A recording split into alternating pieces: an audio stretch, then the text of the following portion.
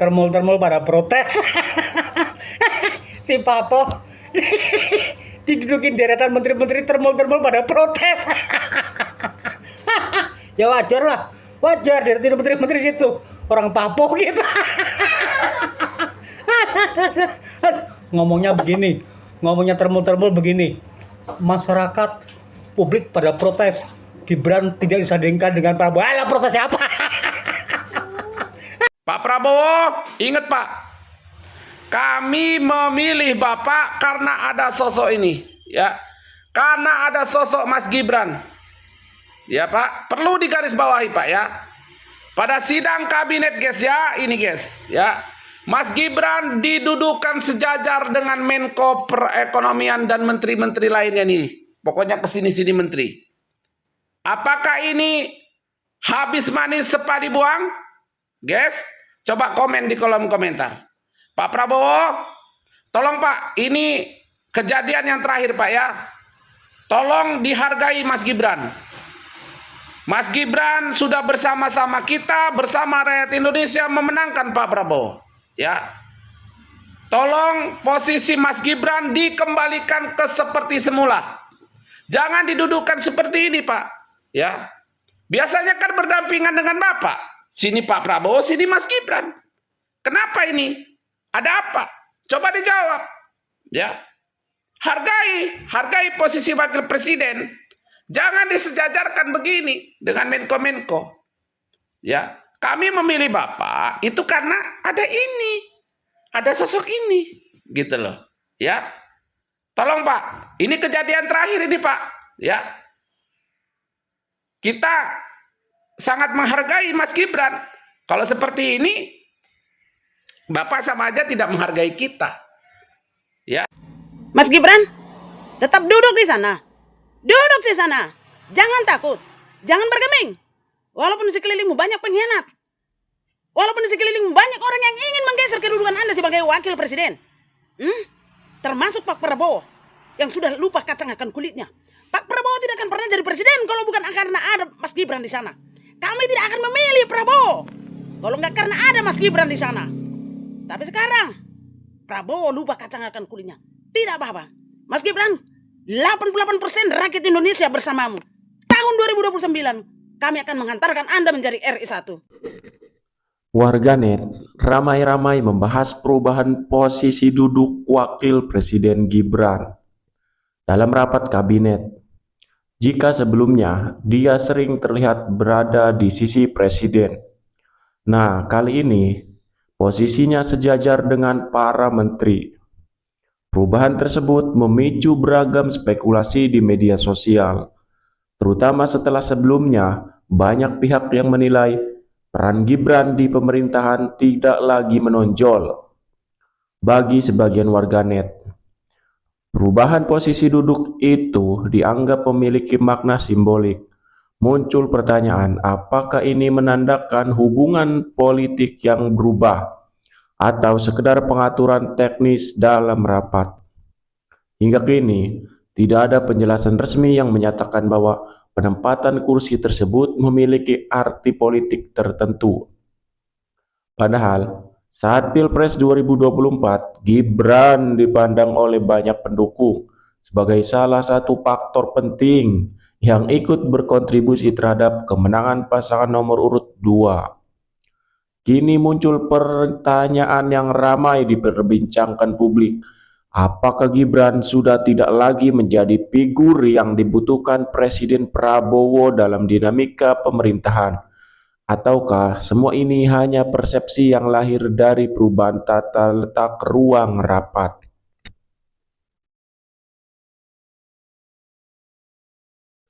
Ada pemandangan yang tak biasa dalam sidang kabinet di Istana, Senin 20 Juli. Biasanya Wapres Gibran selalu duduk di samping Presiden Prabowo. Nah, kali ini tidak. Putra sulung Jokowi itu malah duduk di jajaran para menteri. Apakah pecah kongsi? Di Istana Negara, Presiden Prabowo Subianto menyampaikan arahan mengklaim pemerintah telah menyelesaikan lebih dari 110 persoalan dalam 18 bulan. pemerintahan, sekaligus mengevaluasi program MBG yang masih menjadi perhatian publik. Semua menteri hadir. Perhatian publik justru tertuju pada hal lain. Wakil Presiden Gibran kali ini tidak duduk di samping Prabowo seperti lazimnya. Ia memilih duduk di barisan para menteri. Seketika, medsos berubah menjadi laboratorium teori konspirasi. Tumben pecah kongsi. Hubungan mulai dingin. Ini kode politik. Warganet mendadak memiliki kemampuan membaca arah angin hanya dari posisi kursi. Seolah-olah furnitur istana telah berubah fungsi menjadi alat pendeteksi retaknya koalisi. Padahal kalau bicara fakta, hingga hari ini memang belum ada indikator vulgar. Prabowo dan Gibran benar-benar pecah kongsi. Belum ada pernyataan terbuka saling menyerang, belum ada resapel menunjukkan perpecahan, belum ada pula gestur politik bisa dijadikan bukti kuat bahwa keduanya sedang berkonflik.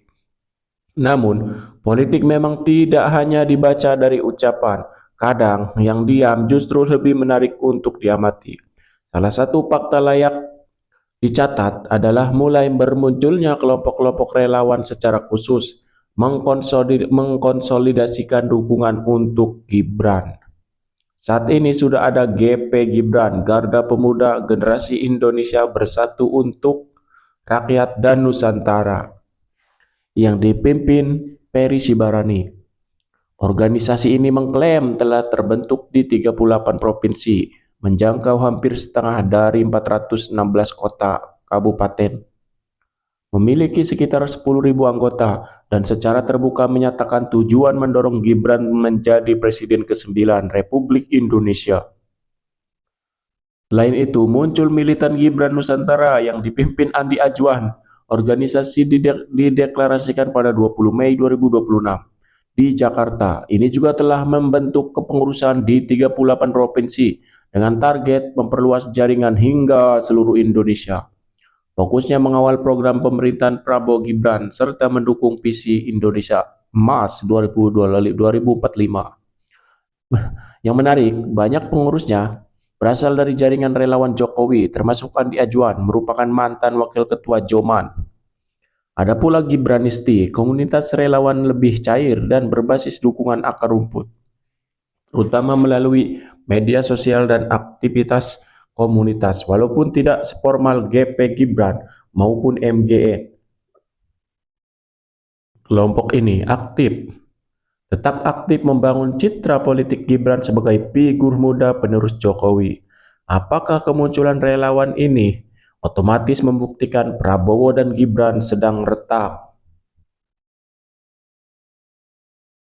Disinilah netizen mulai menambahkan bumbu, posisi duduk berubah, relawan bertambah, lalu semuanya diracik menjadi semangkuk teori konspirasi rasa ekstra pedas. Mungkin hanya memecahkan kasus pembunuhan. Netizen Indonesia mampu menyusun skenario politik nasional hanya bermodal foto rapat berdurasi beberapa detik. Bisa saja perpindahan kursi itu murni persoalan teknis protokol, bisa juga sekedar pengaturan tempat duduk. Namun selama politik Indonesia masih menjadi panggung penuh simbol, setiap detail sekecil apapun akan terus ditafsirkan. Termul lagi ngamuk-ngamuk nih. Gegara itu loh, kursinya si Gibran gak sejajar sama Presiden Prabowo saat sidang kabinet paripurna. Terus si Termul ini marah-marah, mereka bilang pilih Prabowo itu karena ada si Gibran. Tenang Pak Prabowo, kalau 2029 nanti Bapak nyalonin lagi, gue yakin kok suara Pak Prabowo malah lebih meningkat tanpa si Gibran. Karena rakyat udah pada aware, selama jadi wapres Gibran itu nothing. Gua lihat pindahnya kursi Gibran bukan cuma sekedar perubahan tata letak aja, tapi seperti ada pesan politik gitu deh. Karena politik itu kan memang penuh dengan simbol, dan simbol sekecil apapun pasti mengundang banyak tafsir. Biasanya si Gibran ini kan duduk sejajar dengan presiden. Sekarang kok ya posisinya berubah sejajar sama para menteri. Jangan-jangan nih Pak Prabowo mulai sadar kalau si Wapres Gibran itu nothing, nggak lebih cuma pajangan doang. Atau analisis liar gue nih ya, ini tuh seperti ada kaitannya dengan manuver politik menjelang 2029 nanti. Ya, saat presiden dan kabinet sedang sibuk menjalankan tugasnya, bapaknya si Joko Kodok itu loh justru terlihat sibuk berkeliling Indonesia. Ya, jadi wajar kalau kemudian muncul banyak persepsi Pak Prabowo merasa ruang kepemimpinannya mulai terganggu. Ini cuma analisis doang, boleh dong. Kadang gue tuh ngerasa iba banget sama si Wapres Gibran ini. Bayangin loh, seorang Wapres itu kan harusnya dikenal karena kapasitas dan kepemimpinannya sendiri. Ini malah kelihatan dan sampai hari ini bayang-bayang si Joko Kodok itu jauh lebih besar daripada dirinya.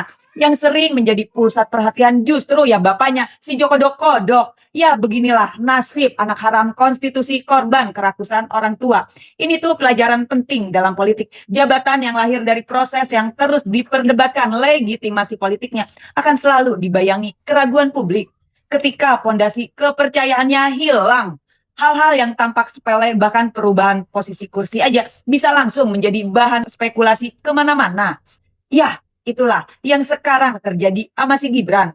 Karena dalam politik kursi bukan sekedar tempat duduk.